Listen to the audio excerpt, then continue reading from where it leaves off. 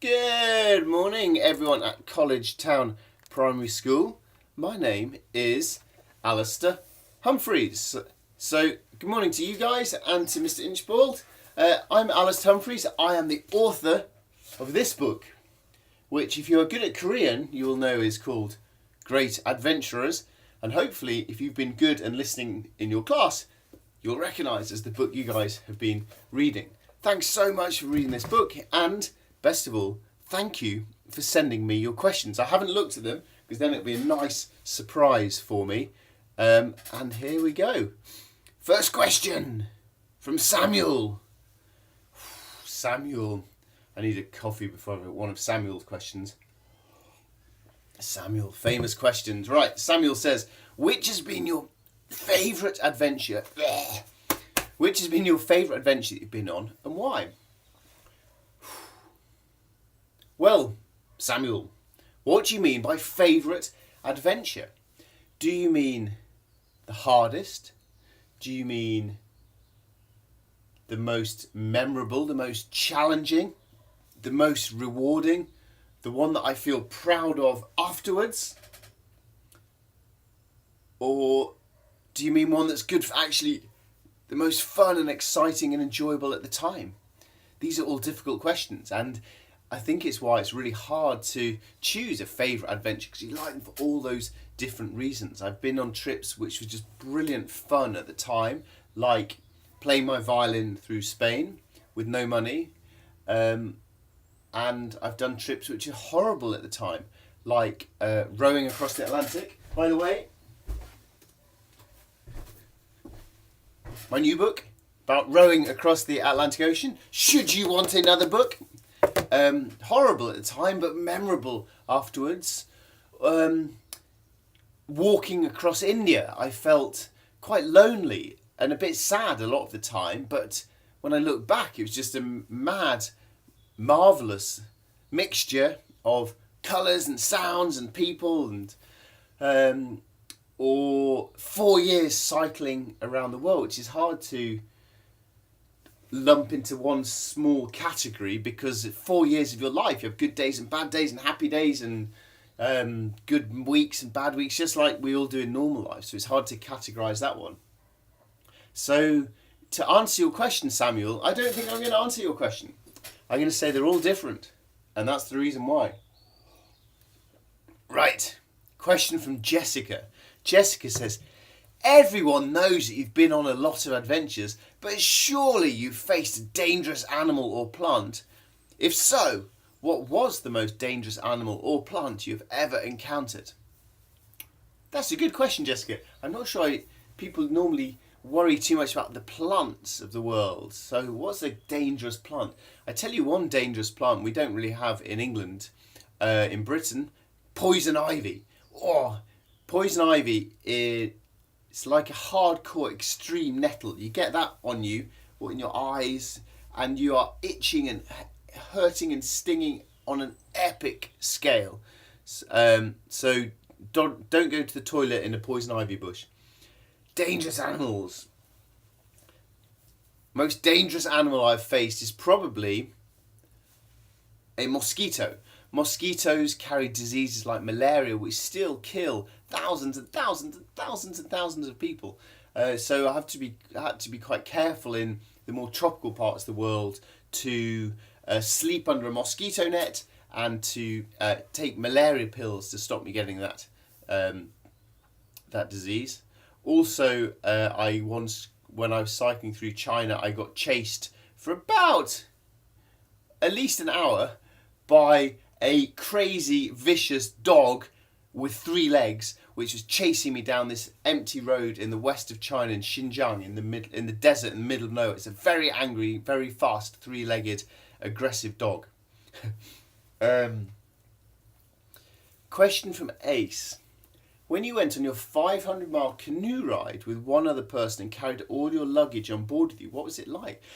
This was canoeing down the River Yukon in Canada and crossing the border into Alaska. It was brilliant. Absolutely wonderful. It was proper wilderness. One of the problems with a lot of the things I've done, like biking, well, particularly with biking, is that you're always on a road. So you're always kind of close to the human world, sort of. Whereas getting on a canoe in a river, that is just freedom, emptiness, wilderness, wildness, completely out in the middle of nowhere, dependent on your own skills and the equipment, the food you got with you. It was brilliant.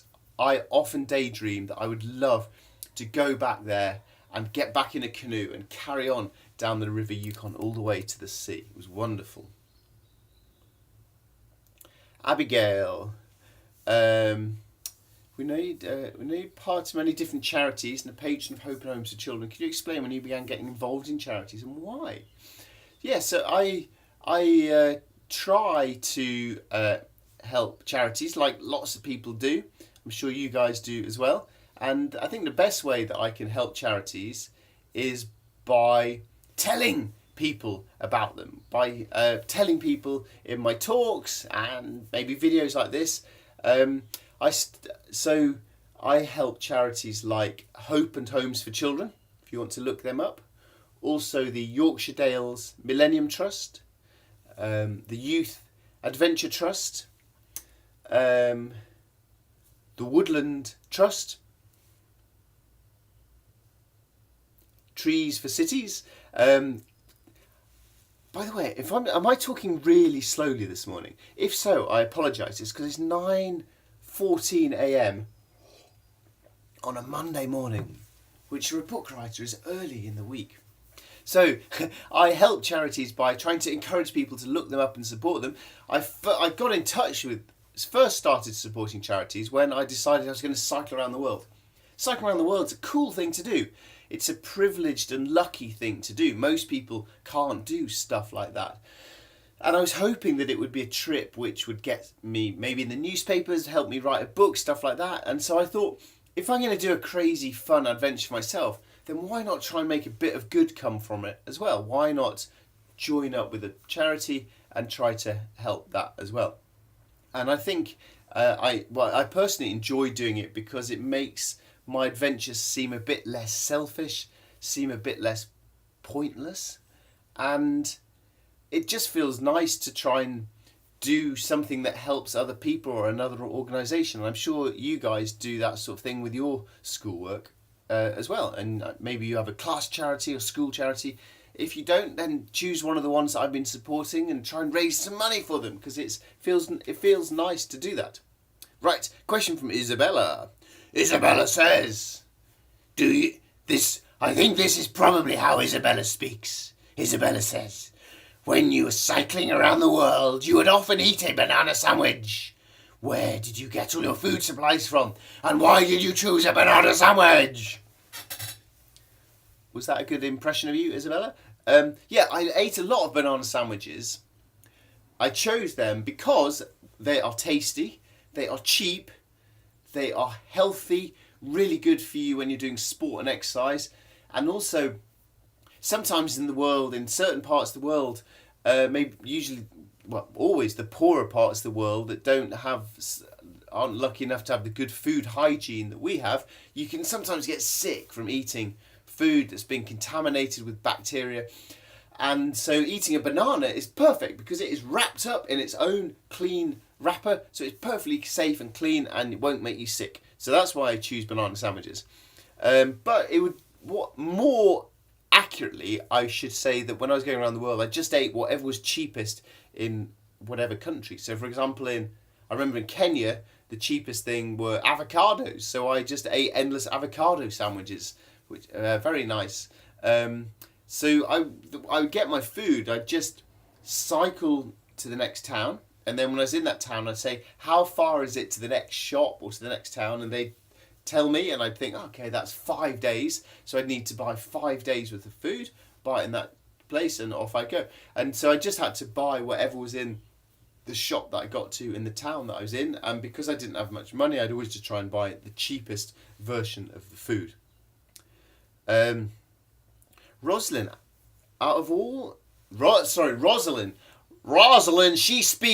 Rosalind speaks like this, I think. Rosalind says, Out of all the big, exciting things you own, what is your most prized possession? Out of all the exciting things you own, what's your most prized possession? Wow, Rosalind, I'm not sure anyone's asked me that.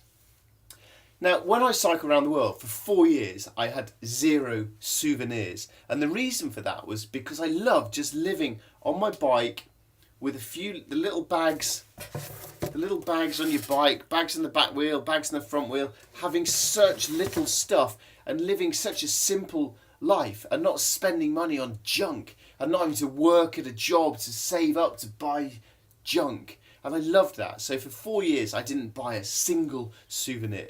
And I really like just living simply. So big exciting thing. So I don't really like buying stuff really. So, but to answer your question, out of all the big exciting things you own, what's your most prized possession? What do I own that's big and exciting? Probably a bike and a camera. They're probably my two things. But you know, much more. I can always buy a new bike. More interesting than that are the things you get that remind you of other places, like, and this shed that I work in now, I really like just filling it up with stuff. So look, when I was crossing Iceland, I found by the road a number plate, and I thought that's cool. I put it in my rucksack, and then when I was walking through the empty quarter desert, which you can see up on this poster here, dragging a big desert. We found another number plate. I thought, they're cool things, so I'll get those. They're quite cool. And then I was closer to home, out exploring near to where I live, because where we live, there's so much stuff, interesting places that you've never been to. I bet you 2 miles from your home, you'll find things you've never seen before. And look, in a skip, I found this, upside down. Someone was chucking that away, and I thought, I'm going to put that in my shed. I don't know what I'm going to do with it, but I like it. It's cool. So I like having that. And then, if you want some prized possessions, look at this. These are nests of gold crests. Google a gold crest. It's tiny. Look, it's as big as my little finger, made out of little twigs and grass, but inside they line it with feathers, so it's really soft. What an amazing place to live. So they're pretty cool possessions. And you know what? In the oceans, one of the problems these days is we're throwing so much plastic into the oceans. It's horrible. So when you go to the seaside, you can find loads of plastic, and it's great to tidy it up. But every so often, you find treasure. And when you find treasure, you are rich. So, let me show you a treasure that I found in the ocean. I love this! But also in the ocean I find smooth stones. And it's so nice to feel. And look at this. Look at this smooth stone I found, with tiny little holes in. That's pretty cool. And what's really nice is I found on the street once some marbles. And they just sit perfectly onto there. And then once when I was in Canada, I found this beautiful soft bit of wood. And then some nice old person made me a wooden bookmark, and that was really nice. And then once I was in this market, I was in a market in France, and someone was making little things out of wood, and I got talking to him. He was making furniture. And then he gave me this tiny little thing, all made out of one piece of wood, including this bit that's fixed onto there. And then, treasure. I also have some conkers and acorn, because these things grow into trees. That's an incredible prized possession, to have things that grow into trees. And what else have I got? I went down to a river. Rivers are cool, because you can find stuff. If you just start looking carefully in little streams and things. Look, I found some old china. And I found some beautiful worn out glass. And I found this. This is cool. This is a penny I found. When I found this, I thought, I'm going to put this on eBay. I'm going to be so rich, because it's, how old is it? It's more than 100 years old, this coin. I'm going to be so rich, but actually there's loads of them, so it's not rich. And then I was out running one day and I found this little head. Look, see if I can make it the same size as my head.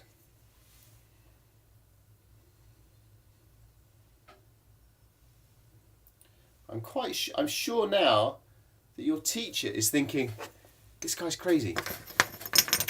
So I'm going to put my treasures away. Oh yeah, sorry, one more. One more prized possession. Do you know what this is? Ding dong dong dong. Inside a piano there are 100 of these. Every time you press the key, one of these goes donk and hits the wire. Dong dong. And this one hits, so it's a thing, dong, for a piano key. What's interesting about this? So, a few years ago, when I was making my podcast, I have a podcast called Living Adventurously, and it's me interviewing interesting people who've lived adventurously in different ways. This guy, he lived in Liverpool, and he decided he wanted to have a bit more adventure in his life. So he got a piano, and he decided to take this piano from Liverpool to London. But he was going to do it under his own power. So he put it onto a canal boat, and he pushes this canal boat. It hasn't got an engine. He pushes it down the canal. Or maybe he's got an engine. No, I don't think he has got an engine, actually, because it's taken him 7 years to get from Liverpool to Leeds. And when I got there, he'd given me this. So he's giving away all these little bits of his piano. So when he gets to London, there's not going to be much left. But that's cool. And, okay, enough of my prized possessions. Sorry. So I guess then, to answer your question, Rosalind, the things that I really love are the small little things that remind me of adventures and journeys. And so I'm really glad that when I cycle around the world, I didn't get any souvenirs, because we really don't need a load of stuff in our life. But also, I really like, every time I go out in nature, just finding something beautiful and simple that reminds me of time I spend out in the wild. Right. I do apologise, Mr. Inchbald. I will now answer questions in a sensible and educational way. Nancy asks a very good question. She says, we know you've competed in a race across the Sahara Desert, and that put you in a very tricky situation when you broke your foot.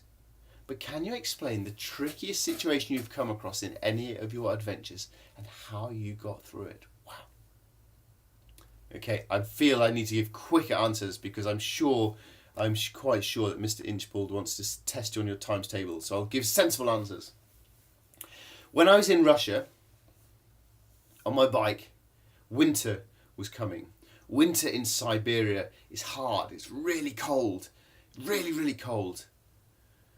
But in some ways, it's easier to travel than in summertime, because in summertime, the roads are boggy, marshy, swampy. And so you have to take certain roads, often the high roads, that are drier. In the wintertime, the boggy, marshy, soggy roads freeze into solid ice, and then you can travel on them. And in some areas, there are no bridges over rivers, so you can't get across in the summertime. You have to wait till wintertime and they freeze solid. And so I was faced with a really tricky decision at one point of whether to take the winter road or the summer road. And if I took the summer road and then it snowed really hard, there'd be no one going through there for months, and I needed an occasional vehicle to go through to push down the snow enough to get through, and I could then be trapped for months. So maybe then I should take the winter road. But was it cold enough yet? Was it cold enough for the river Lena? Look up the river Lena, Lena. It's one of the biggest rivers in the world. Was it cold enough for that to have frozen yet? If not, then I'd just have to sit by the riverbank and wait for weeks until the rivers froze. And that was a really difficult and frightening decision. And I changed my mind, I changed my mind. Then I woke up one morning and it had dumped with snow, and I thought, winter is coming, I'm going to take the winter road. But that was a really hard decision. Question from Harry. How did you manage to finish the race in the Sahara with a broken foot? Yeah, running a marathon with a broken foot sounds really stupid. But what was wonderful about that race, it's called the Marathon des Sables, the Marathon of the Sands, is that you're surrounded by 800 stupid people. And by the end of the race, everyone is in agony. People have huge blisters, bandages on their feet. They're limping. They're in agony. They're in no state to do a marathon. But because everyone else is doing it, everyone sort of encourages each other, and you go on together and accomplish crazy things far harder than you ever dreamed you'd be able to do. So I was not going to give up near the end of that race. No way. Especially when I saw all these other people hobbling on. So I just hobbled on like everyone else. We're capable of doing so much more than we realise we are. And that's why it's great to have other people encouraging you on to do better and better. Question from Miley. Out of all the adventurers you wrote about in Great Adventures, who inspired you the most? Well, when I was dreaming of trying to become an adventurer for my job, there were a couple of people who really inspired me. One was Ranulph Fiennes. He's the crazy guy in here who gets frostbite when he falls through the ice near the North Pole and has to saw off his fingers with a saw. So he was a big hero of mine, this guy. Zzz, ow! And then the other guy was Laurie Lee, who walked through Spain playing his violin.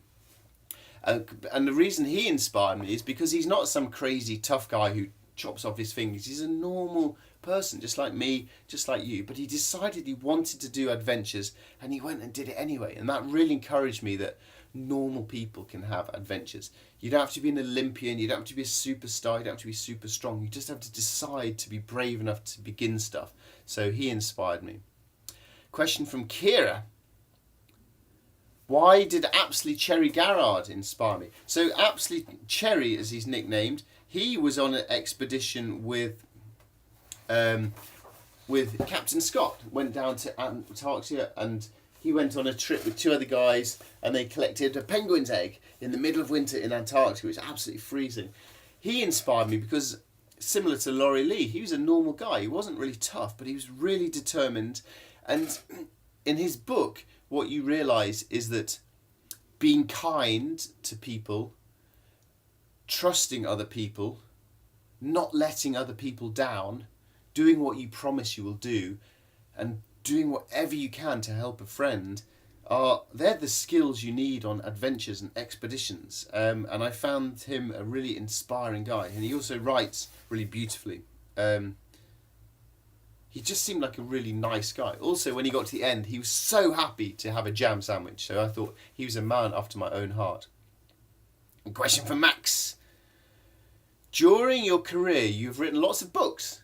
Which one was your favourite to write and why? That's a good question, because you said, which is my favourite to write? Well, I can tell you a book which was not my favourite to write. This one, which you've been reading, I thought this was going to be really easy. I'm quite lazy. Writing books like this is really hard because there's so many words. Oh my, it's like doing endless English homework. Oh, so this one I thought, brilliant. There's hardly any words. Then the artist has to do all the work. Easy. But this was so hard to do, to try and work together with the artist and to summarise people's lives down to just 2 pages each, and to communicate with the artist about how it should look. It was so hard, and I said, I'm never doing a book like this ever again. But then the book's done quite well, and it won an award. It won the Stanford's Children's Book of the Year, and so then I thought, maybe I'll do another one. So I'm actually writing book 2 of this, which is coming out hopefully this summer. And I tell you what, I'm never doing a book like this again, because book 2 is driving me absolutely crazy. This book drove me absolutely crazy because it took me ages and ages to work out how I could make a book about rowing across an ocean be interesting. And so it took me literally years on and off to get this book done. So it drove me nuts. I actually think now I've done it, it's a really good book. So which book did I enjoy doing? I don't like writing books. I like having written books. I like the finished bit, but writing books is hard, is my answer to that. Right. Thank you so much for all of your fantastic questions. I'm sorry, I've been talking at you for 25 minutes. I bet you're not even watching anymore. I bet you've clicked off onto some other YouTube video about kittens falling out of trees. But if you are still here, then thank you so much for reading my book. Thank you for the brilliant questions, and good luck with all of your own adventures. Bye-bye.